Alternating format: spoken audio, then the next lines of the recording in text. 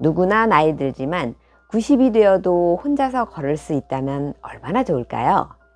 이것을 잃어버린다면 요양병원에서 누워만 있거나 누군가의 간병이 필요할지도 모릅니다.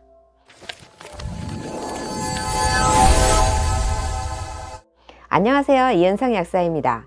제가 약국을 할 때 7, 80 정도 되는 어르신들이 지병으로 장기간 약을 타가시는 분들이 많았어요.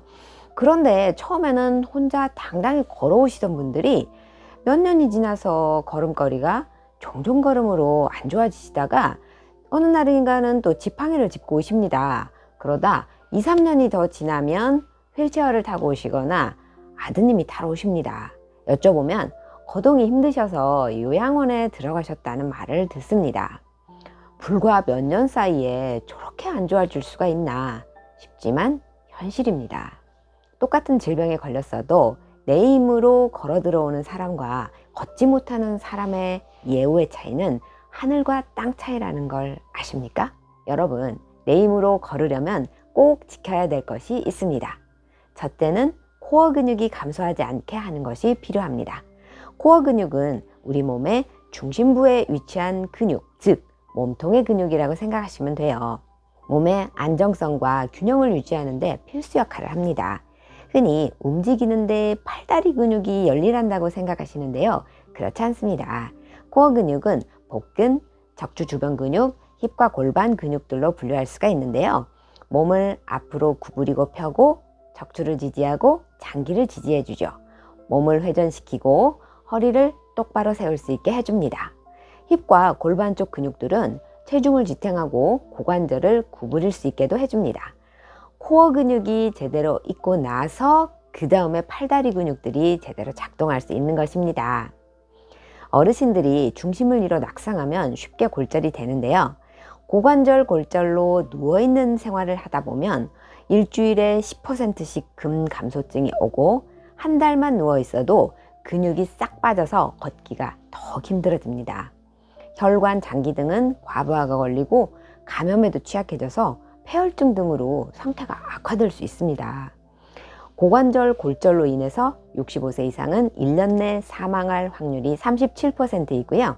80세 이상은 2달 내에 50%가 사망합니다.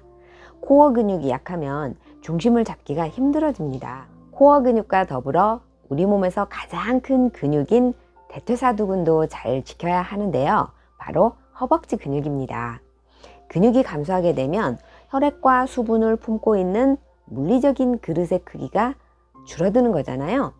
이 그릇이 없어지면 혈액과 수분이 혈관과 장기로 과부하가 걸리는 겁니다. 이 몸의 큰 근육일수록 그 역할이 지대하니 근감소가 일어나지 않도록 신경을 써주어야 합니다.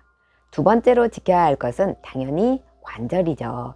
걷고 싶어도 그럴 때마다 죽을 만큼 고통스럽다면 걸을 수 있겠습니까? 계단을 올라가거나 무릎을 구부리고 펼 때 너무나도 고통스러워 하시는 분들을 보면 참으로 안타깝습니다. 관절도 연골이 다 닳아 없어질 때까지 방치하시는 분들도 있는데 어떤 것이든지 초기에 손을 쓰는 것이 좋습니다. 근감소와 관절에 좋은 영양제나 운동법 등은 제가 영상을 따로 만들어서 올려드릴게요. 관절을 보호하려면 무엇보다 체중 조절을 꼭 하셔야 합니다. 무릎이 O다리나 X다리처럼 휘어진 사람의 경우 한쪽에 받는 하중이 세기 때문에 그쪽이 더 망가지거든요. 그런데 체중이 많이 나간다고 생각을 해보세요. 특히 노화가 되면 배에 내장지방이 끼고 엉덩이와 배둘레는 큰데 팔다리는 가늘어지거든요. 그 무거운 하중을 다 받으니까 연골은 더 빨리 닳고 염증은 심해질 수 있는 거예요.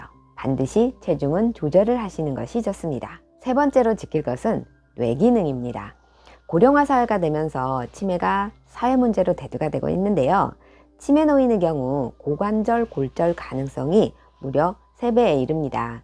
매년 83만 명의 65세 이상 노인이 낙상으로 사망하고 있습니다. 골절이 되면 혈전이 생기고 골절 후에 치매가 더욱 악화되는 악순환을 겪게 됩니다. 뿐만 아니라 치매 환자는 고관절 골절 후 사망률도 더욱 높아집니다. 치매 환자는 배경과 계단색 등이 유사하면 구분하지 못하는 경우가 많아요.